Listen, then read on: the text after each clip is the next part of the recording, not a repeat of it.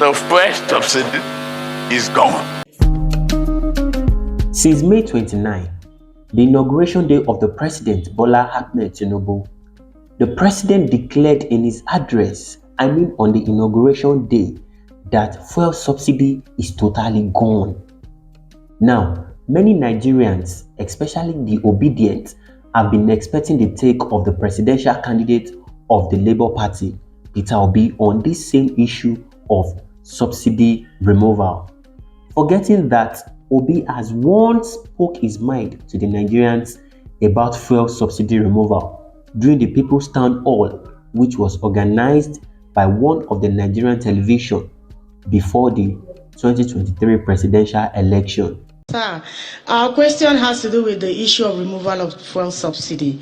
Considering that this current administration has said that by June 2023, the subsidy will be removed, is it going to be your priority in your first 100 days in office? How sustainable is subsidy to the Nigerian economy? Thank you. Thank you, Gloria. Well, they have removed it. That's what they've done. But I can assure you, it will go immediately. Subsidy, I've said it before, is organized crime. And I cannot allow it to stay a day longer. What they're telling you is not what it is. Half of the subsidy that is being, what is being mentioned is not subsidy. First is that we consume the quantity that is not supposed to be consumed here. We are the same population with Pakistan. They consume below 50% of what we consume. So the first half, I will remove it and give those people who are drinking it water, because that's what they're supposed to drink, so we can save the money. Two, we will deal with the other remaining issue. We need the money today with our debts. We need the money to be able to invest in a critical social development issues. Look at this year's budget. This year's budget, education, which is the highest since this government came, is about 2 trillion.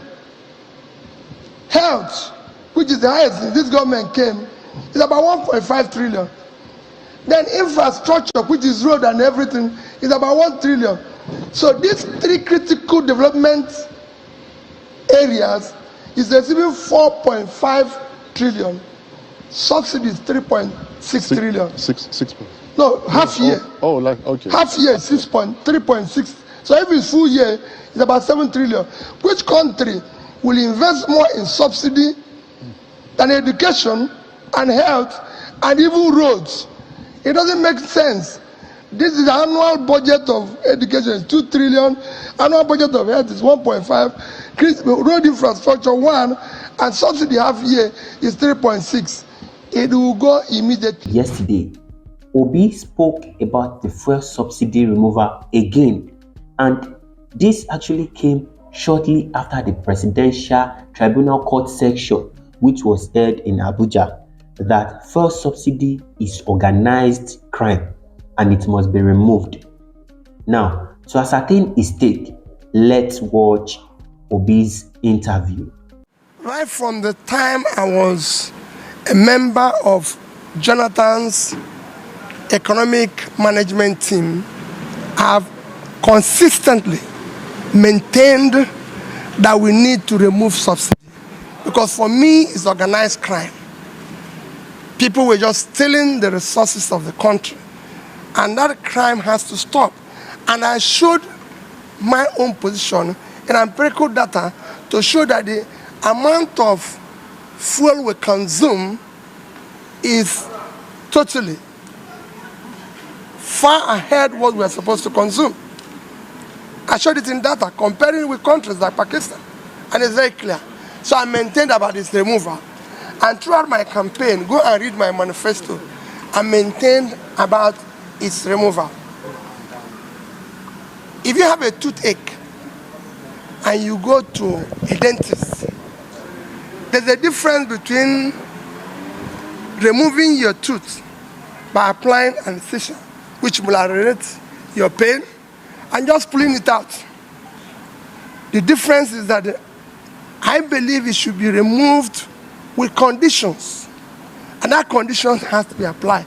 If I was involved, I would have shown in empirical statistical data how much we are going to save, where we are going to apply it, the gains for the people, so they can, just like I said all throughout my campaign, that I'm going to govern the people by being open, showing them empirically verifiable facts on how the country can be better, and everybody can follow it. Yes, that's what I would have done. Yeah, a lot of persons are on the same page with you.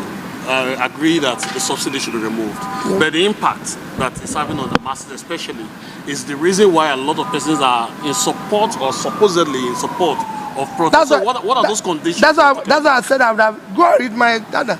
I said I'll bring back everything, fiscal viability. There's things you need to do, there's things you need to show. Even when Jonathan was removed it, that was when they came out with Shopee, all sorts of things. Yes, conditions. It's there. And I have to have shown, remember what I said, in verifiable empirical data, statistically, what we are going to save, where it's going to happen, and everything. The reason why Nigerians are agitating about everything here is that when people say, let's go and suffer, let's go and sacrifice, they don't see the effect of the sacrifice at the end. But if you're going to do it, then do it in an organized manner where the people can see a verifiable plan. And that's it. I did a lot of similar things while I was governing Anambra State, stopping this to do this. But each one I did, I showed the people in a verifiable manner where we're going to land. Governance should not be supply-driven, it should be demand-driven. You govern with the people. Let the people know what you're doing and explain to them in a clear terms that they can follow, and they will believe you. Many Nigerians may not understand the fact behind fuel subsidy removal, maybe simply because of the hardship that comes with the removal. In the nearest future, we will understand the facts and the benefits behind fuel subsidy removal, and it will be of greater benefit to the economic of the country. I will be leaving us with this analysis from a Nigerian YouTuber, Benjokes. Look at the toothache analogy that he used. If you have a toothache and you want the doctor to pull it out, does the doctor not give you painkiller before removing it? Does he just forcefully pull it out? No, he gives you painkillers, and that is what he's saying. There are things you need to put in place before talking about subsidy removal. And he was also talking about the people having a clear-cut understanding of your vision. And that is one of the biggest problems with this fuel subsidy thing. Many Nigerians don't even understand it. And when you tell them that they are going to benefit from it in future, they don't understand what you are saying. How am I going to benefit from it? Before you know now, they will come out and say they want to share 5,000 naira to the poor. Before you know, the whole money is gone. And that is the fear of the people. That if you are subsidizing fuel and it allows every Nigerian to buy at 195 naira per liter, now you want to remove that subsidy. That money, can you put it to use in such a way that it will benefit every Nigerian? It is one of the worries of the people that is making them to agitate.